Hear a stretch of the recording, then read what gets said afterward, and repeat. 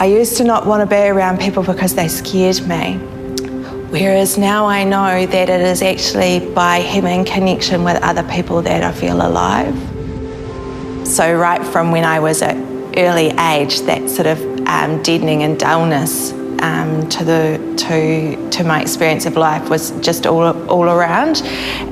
So the first time that I was actually formally diagnosed with depression was in my teenage years. What had actually happened was I was in the process of taking the perpetrator of abuse against me to court, and I think that created quite a huge amount of stress in my world, and was a catalyst for some stuff that was already brewing. Like I say, I think that sort of greyness to my world had been around for quite some time.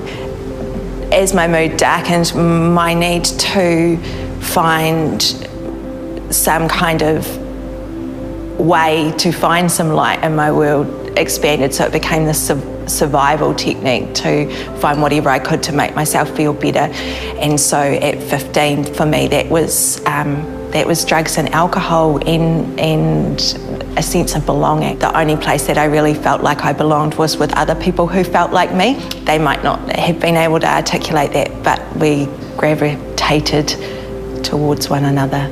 Depression for me, when I think about it, it was just this absolute greyness. So I could go and do something, and I had this awareness that this was a cool thing that I was doing, but it didn't feel cool. I couldn't feel that joy or that happiness. Anxiety for me is I'll feel busy even though I'm not busy. Like everything's fast, but it's not fast. That something's about to go wrong, but I don't know what it is that's going to go wrong, so I've got to try and figure it out.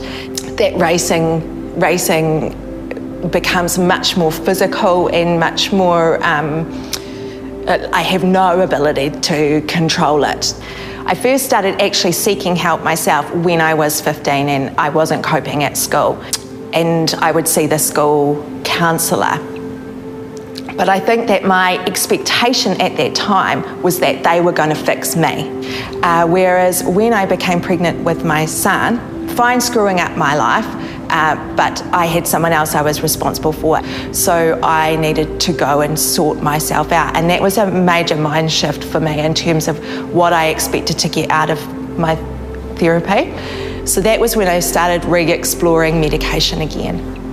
I'm really pleased that I thought perhaps it's time to actually try this and actually put aside the stigma around taking medication. In the past, I'd expected medication to make me happy, whereas this time round, I expected it to be part of my support kit.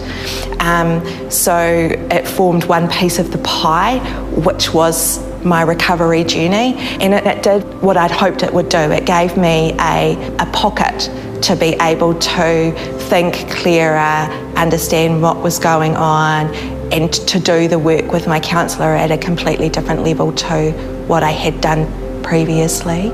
I have come to weigh up which is more important, being well and experiencing life and feeling life and being around for my son and for my family, or feeling a bit groggy for a couple of days, or maybe a little bit of feeling heavier.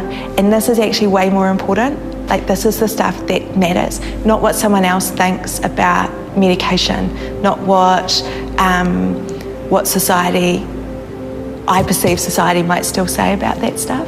So this is the stuff that money's made of. This is what life is, not this stuff over here.